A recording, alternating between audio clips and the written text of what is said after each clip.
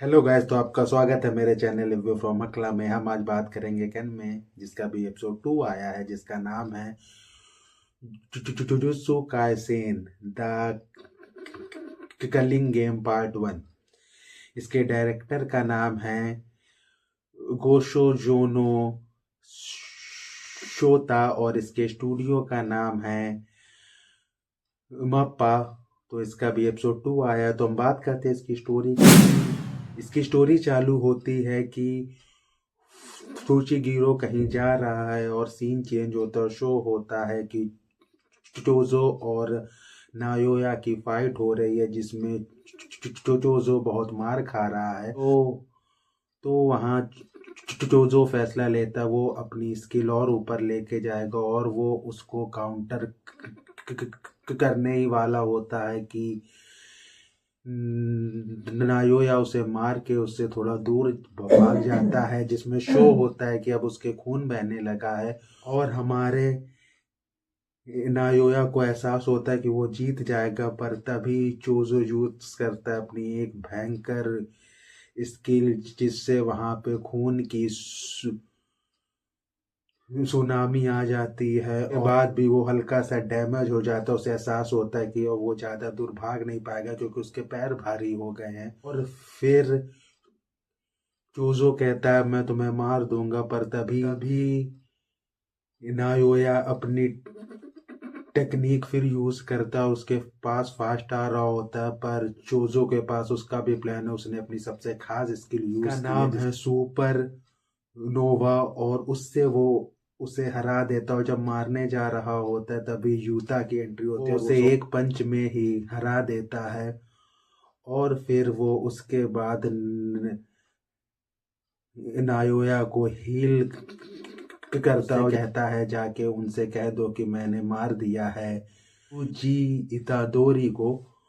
और फिर scene change होता है कि यूजी इतादोरी का थोड़ा पार्ट शो किया जाता है। इसमें उसके फादर, उसके ग्रैंडफादर और उसकी माँ शो होती है, जिसके यहाँ पे लगा है टाका। और फिर यूजी जाग जाता है, तो फिर बात होती है कि मैं जिंदा कैसे हूँ। तब वहां पे हमारा यूता कहता है कि मैंने तुम्हें मारा था, पर थोड़ी देर के लिए मैंने तुम्हें अपनी पावर से वापस हील कर दिया और तुम जिंदा हो। यही बात हो रही थी, तभी वहां एंट्री हो जाती है फूशी कीरो की, और वो कहता है तुम्हें मेरे साथ स्कूल जाना होगा। पर वो ना बोलता है, कहता है मैंने बहुत सी जाने ली हैं। पर वो कहता है एक गेम चालू होने वाला है जिसका नाम है द कलिंग गेम, उसमें हमें पार्ट लेना होगा क्योंकि उसमें मेरी एक साथी भी जा रही है। उसको वहां जबरदस्ती एक तरह से लेके जाया जा रहा है। तो हमारा हीरो कहता है कि ठीक है मैं साथ जाऊंगा, पर जैसे ही मेरे ऊपर सुकूना हावी हो मुझे मार देना।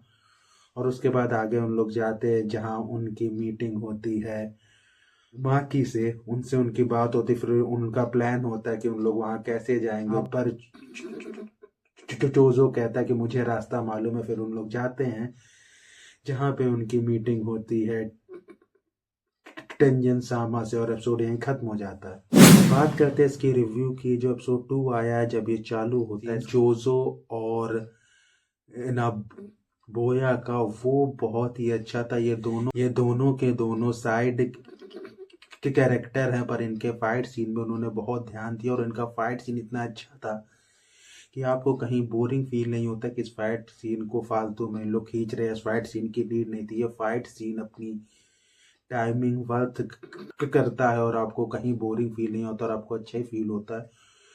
फिर इसमें ये सीन थोड़े शांत हो जाते हैं जब एंट्री होती है यूता की, और वो उसे जब एक बार में हरा देता है और वो सबको हील कर देता है और उनसे जानने को कहता है। ये सीन भी बहुत अच्छा था। फिर जब एक स्टोरी की बात होती है जिसमें शो होता है कि कोजो ने उससे कहा है कि सबका ख्याल रखना, इसलिए यहाँ पे वापस आया है हमारा यूता।